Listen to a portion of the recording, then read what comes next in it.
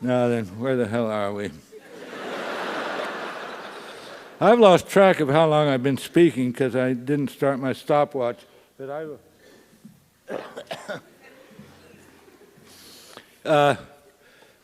I have had a technical education, and but every time I've been on a faculty, I've been in the English department, although I've never been an English major, and I have tried to bring scientific thinking to literary criticism, and there's been very little gratitude for this.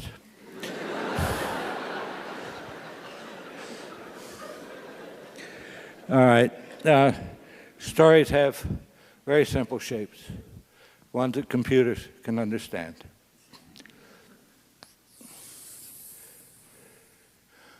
This is a GI axis: good fortune, ill fortune, death, terrible disease, poverty, boisterous good health, happiness up here. This is the BE axis: beginning, entropy.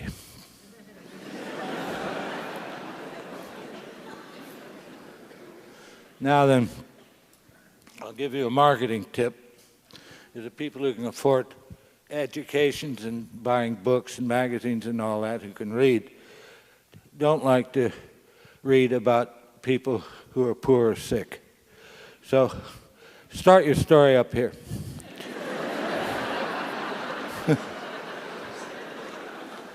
Now, the simplest story, and if you stay home and watch this on television, it'll be told again and again and again. Nobody ever gets tired of this story. I call it Man in a Hole, but it needn't be about a man in a hole. Somebody gets into trouble, gets out of it again.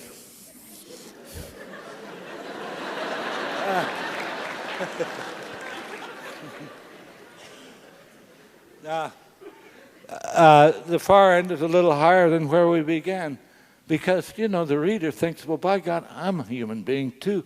I must have that much in reserve if I get into trouble or whatever. Now, another story that's very popular, and none of these are copyrighted, is I call it Boy Meets Girl, but it needn't be about a boy or a girl. It's somebody on a day like any other day comes across something perfectly wonderful. Oh boy, this is my lucky day.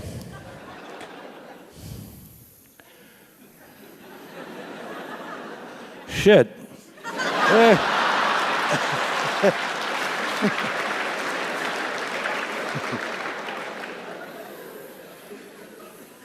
And gets it back again. Now, as has been said, I have a master's degree in anthropology from the University of Chicago. So does Saul Bellow. I don't know what you want to make of that.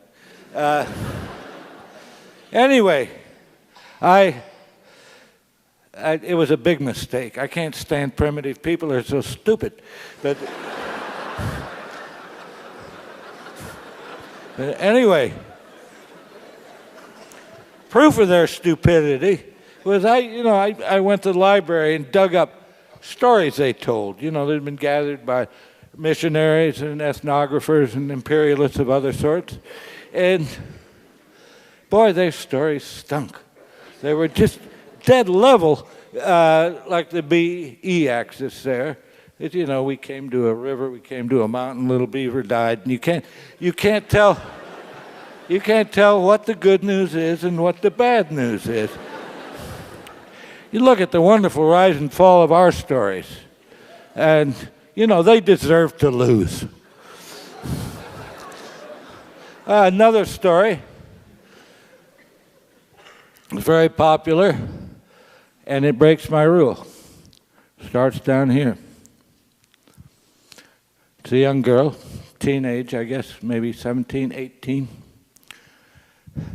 Why is she so low? Well, her mother's died. It's reading enough, right? And her father has remarried almost immediately to a terrible old battle axe with 2 mean daughters. And there's a party at the palace that night. You've heard it. All right, so she has to help her new mother and her new sisters, get dressed for this party. And she doesn't get to go. He said, no, she's not good enough to go, but they are. So did she get even sadder? No. She's a stout-hearted little girl. Its maximum grief is death of her mother. So everybody leaves for the party, and the fairy godmother shows up and gives her pantyhose, mascara, perfume, everything, means of transportation, carriage with horses and everything. Everything you need to go to a party and have a good time. So she goes, and the prince falls in love with her.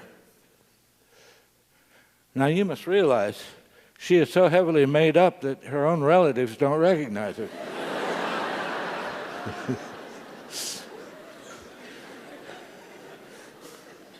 Okay, so the clock strikes 12, as promised, and so she loses all the stuff. It's all taken away, and the fairy godmother said that was going to happen.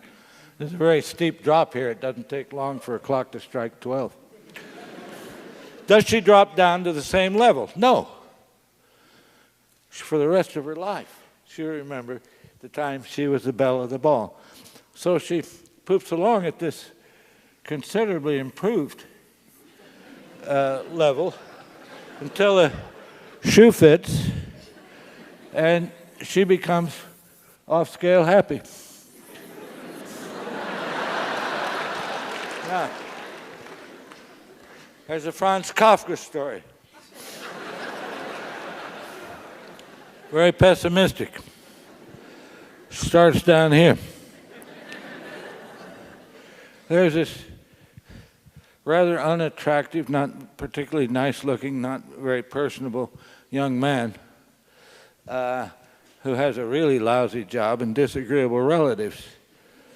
And so it's time for him to go to work again. And he has turned into a cockroach.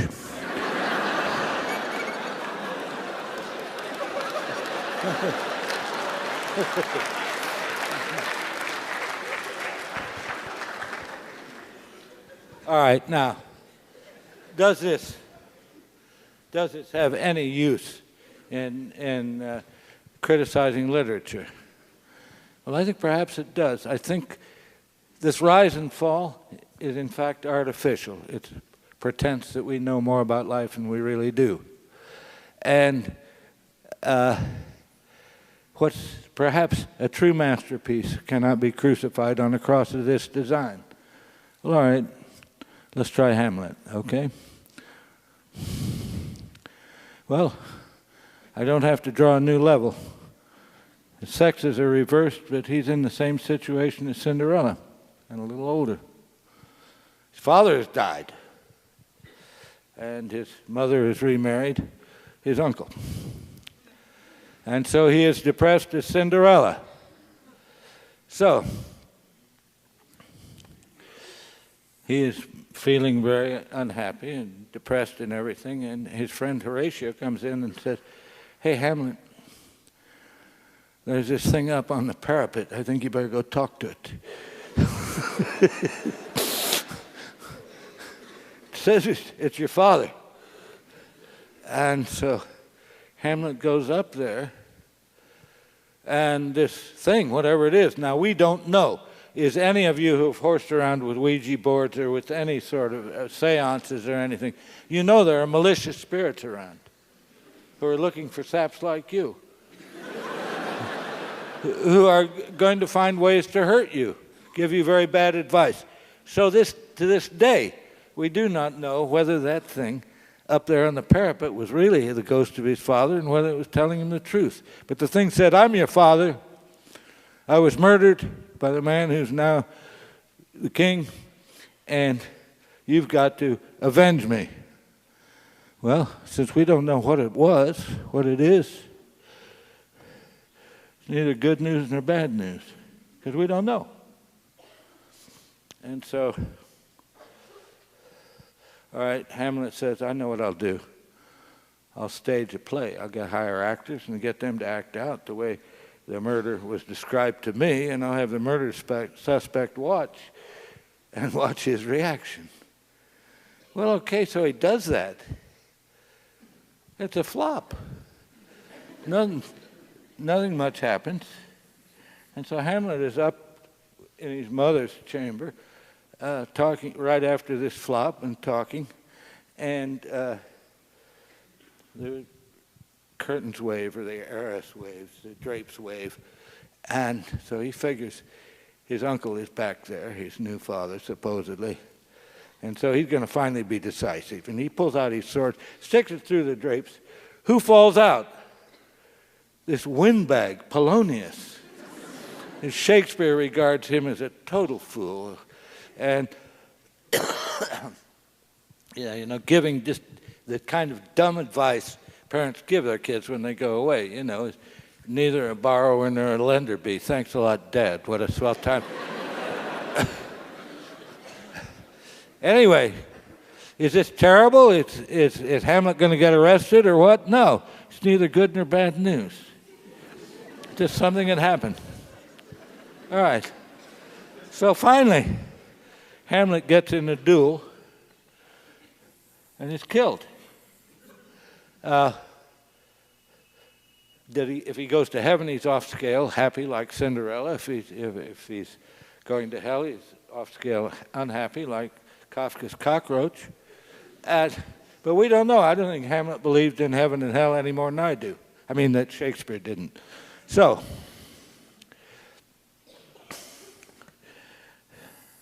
I would just prove to you that Shakespeare was as poor a storyteller as any Arapaho. But I haven't. I have, in fact, told you why this is respected as a masterpiece. We are so seldom told the truth. And in Hamlet, Shakespeare tells us. We don't know enough about life to know what the good news is and the bad news is, and we respond to that. Thank you, Bill. Now, if you think, all we do is we pretend to know what the good news is and what the bad news is, and you think about our training in this matter, all we do is echo the feelings of people around us. But imagine a little kid, 3 years old, maybe 4, and the parents are so excited. They have the most wonderful piece of news for this kid. And there's a little kid, oh boy, what can this be? And it's nice. Here's the terrific news, the bombshell. It's your birthday. What could be a more empty piece of information? And so the kid goes, wah, wah, wah, wah. And it goes on, is our team won? Wah, wah, wah, wah, wah. Our candidate won. Wah, wah, wah, wah. So, although I don't believe in heaven, I would like to go up to such a place once just to ask somebody in charge, hey, what was the good news and what was the bad news? Because we can't be sure. Now, every lecture I've ever given has included my tribute to my Uncle Alex, my brother's kid brother, who was a graduate of Harvard and a wise man, but just an insurance salesman in Indianapolis. He was childless. But what Uncle Alex found objectionable about so many human beings is that they so seldom noticed it when they were happy. And so we would be sitting under an apple tree, for instance, on a July afternoon, drinking lemonade and, talking about this and that. That's practically buzzy like honeybees. And Uncle Alex would stop everything and say, wait a minute, stop. If this isn't nice, I don't know what is. And so he would do that again and again, and it was very good advice, and I've taken it up. And I hope that you will take up this habit, too, of noticing when things are really awfully nice and say, if this isn't nice, I don't know what is. Now then, I don't know how long have I talked. I've lost track because I'm supposed to speak for 45 minutes. Anybody know how long I've spoken? Huh? About 45? That's, what? All right, well, I'm going to ask for a show of hands now, so get set for that. And this is for everybody here. Everybody, no matter what age. How many of you have had a teacher at any point in your whole educational career, primary school, high school, college, grad school, how many of you have had a teacher who made you prouder to be alive, happier to be alive than you had previously believed possible? Would you show up your hands, please? Those of you who have. All right. Now then, would you please say the name of that teacher to someone sitting next to you?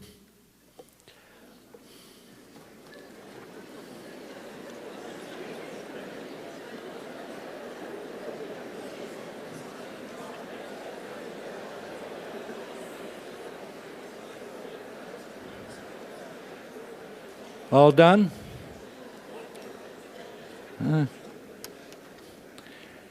If this isn't nice, I don't know what is. Music, please.